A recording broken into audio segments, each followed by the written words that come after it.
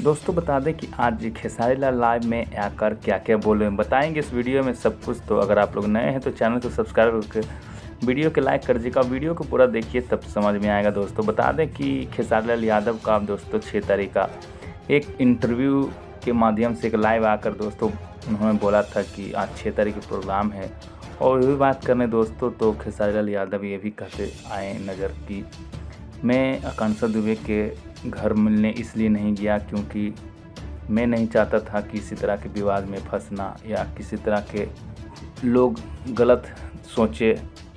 कारण है कि दोस्तों विवादों में आप फंसना नहीं चाहते हैं खेसारी लाल यादव और हर विवाद से बचकर रहना चाहते हैं। ऐसा कुछ कहते लाइव में नज़र आए खेसारी लाल यादव।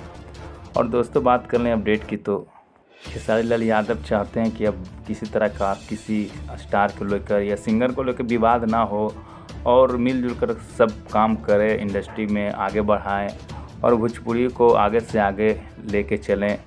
विवाद में कुछ रखा नहीं है, ऐसा कुछ कहते नज़र आए खेसारी लाल यादव। और विवाद कोई अच्छा चीज़ भी नहीं है, सबको मिलजुल कर काम करना चाहिए ये भोजपुरी इंडस्ट्री में, ऐसा कुछ